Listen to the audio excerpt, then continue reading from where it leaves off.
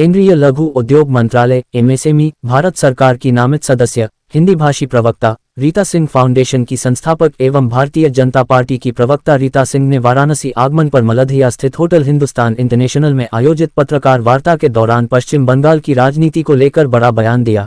Media से बातचीत करते हुए रीता सिंह ने कहा कि पश्चिम बंगाल में अब परिवर्तन की शुरुआत हो चुकी है और वहां रामराज की स्थापना की दिशा में माहौल बन रहा है। उन्होंने कहा कि बंगाल की जनता आज उत्तर प्रदेश के मुख्यमंत्री योगी आदित्यनाथ जैसे सख्त एवं निर्णायक नेतृत्व की अपेक्षा कर रही है, इसलिए लोग बुलडोजर बाबा योगी आदित्यनाथ को खोज रहे हैं। रीता सिंह ने कहा कि मुख्यमंत्री योगी आदित्यनाथ ने उत्तर प्रदेश में कानून व्यवस्था को मजबूत कर अपराध और माफियाओं पर प्रभावी कार्रवाई की है, जिसकी चर्चा पूरे देश में हो रही है। उन्होंने ये भी कहा कि पश्चिम बंगाल के मुख्यमंत्री भी प्रशासनिक स्तर पर कठोर फैसले लेने में पीछे नहीं हैं। पत्रकार वार्ता के दौरान रीता सिंह ने प्रधानमंत्री नरेंद्र मोदी को गंगापुत्र बताते हुए कहा कि प्रधानमंत्री मोदी का काशी और गंगा से आत्मिक जुड़ाव है तथा उनके नेतृत्व में देश लगातार विकास और सांस्कृतिक गौरव की दिशा में आगे बढ़ रहा है। वहीं पश्चिम बंगाल की मुख्यमंत्री ममता बनर्जी पर निशाना साधते हुए रीता सिंह ने तीखी राजनीतिक टिप्पणी भी की। उनके बयान के बाद राजनीतिक गलियारों में चर्चाओं का दौर तेज हो गया है। वाराणसी से संतोष कुमार सिंह की रिपोर्ट। और भारतीय जनता पार्टी की एक जमीनी कार्यकर्ता हूँ।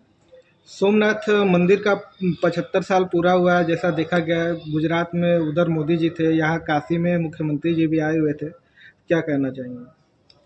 पहले तो मैं महादेव की नगरी से काशी विश्वनाथ बाबा से आज मैं आशीर्वाद मैंने भी प्राप्त किया। आज मैंने सुबह मंगला आरती की और बाबा पे इतना विश्वास है हम सभी पे कि बाबा जो हम मांगते हैं वो हमको देते हैं, क्योंकि उन्होंने गंगा कहते हैं ना, गंगा माता ने आशीर्वाद दिया आदरणीय प्रधानमंत्री मोदी जी को यहाँ लाने के लिए। और कहते हैं ना कि एक पुत्र जो जन्मा हुआ है इस धरती पे, भारत की धरती पे, उन्होंने एक प्रण लिया है कि हम जहाँ जहाँ हमारे भगवान जहाँ जहाँ परेशान होंगे वहाँ ये राम पुत्र जो वहाँ पहुँचेंगे। तो आज कहते हैं ना कि आज शुभ आरंभ जो 75 साल पूरा हुआ, ये स्वर्ण काल और अमृत काल चल रहा है और उसमें हम बाग हैं कि हमारे प्रधानमंत्री जी मोदी जी हैं और योगी जी यहाँ के विशेष करके मुख्यमंत्री जी हैं कि यहाँ भी जो भय मुक्त सरकार चल रही है। बंगाल में जिस तरीके से बीजेपी की सरकार बनी, इसको लेकर क्या कहेंगे? बंगाल में तो राम राज्य आया है। बंगाल की जनता तो आज कहती है कि राम राज्य आया है, क्योंकि वो डायन जो वो दीदी कहलाने लायक नहीं थी, ममता, वो महिलाओं पे अत्याचार करती थी। जो यंगस्टर बच्चे हैं उनको शराब और मतलब नशा में मुक्त करने की जगह वो उनको उसी में घुसाए जा रही थी और वहाँ के लोग बहुत पीड़ित हो चुके थे। एक डीपी नहीं लगा सकते थे भगवान के नाम पे।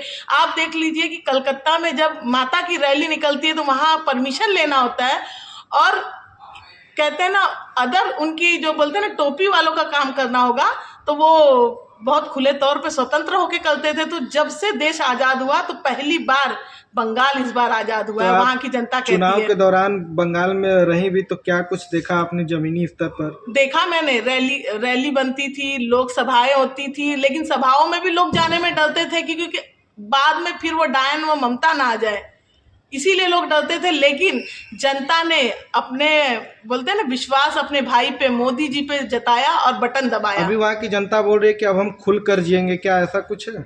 जी, क्यों नहीं वो जिएंगे। उनको दबाया गया था, उनको दबाया क्या गया था, उनको कुचला गया था, पीड़ित किया गया था, अत्याचार किया गया था, महिलाओं के साथ गैंग रेप करती थी ये, और ये महिला जन्म ली है डायन, इनको डायन कहा जाएगा। डायन भी साथ घर छोड़ के। अच्छा, बंगाल की जनता की चाह रही है कि योगी जी जैसा हमारे यहाँ का मुख्यमंत्री बने, क्योंकि उनका पहला पसंद वही थे। तो क्या शुभेंदु अधिकारी आपको लगता है कि उनके मार्गदर्शन पे चलेंगे या कुछ वैसा करेंगे? 110% वो एकदम वही मार्गदर्शन पे चलेंगे, राम राज्य वाले मार्गदर्शन पे चलेंगे।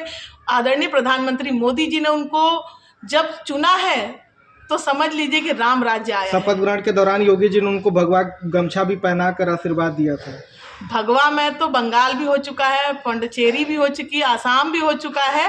और जो कहते हैं ना नेहरू राज्य में, जो आज गुजरात में 75वां साल हम मना रहे हैं, तो नेहरू राज्य में तो उन्होंने लेटर लिखा था कि हमें हिंदुओं को सपोर्ट ना किया जाए। आज तो राम राज्य आया है, भगवा में हम सब हो चुके हैं और भगवा अब रुकेगा नहीं, अब कहीं नहीं रुकेगा, भगवा फहरेगा हर जगह। बंगाल में मुख्यमंत्री किस तरीके से कार्यक्रम की रूपरेखा तैयार कर रहे हैं, क्या नया होगा इस बार? नया यही होगा कि जो गलत करेगा बुलडोजर उन पे चढ़ेगा।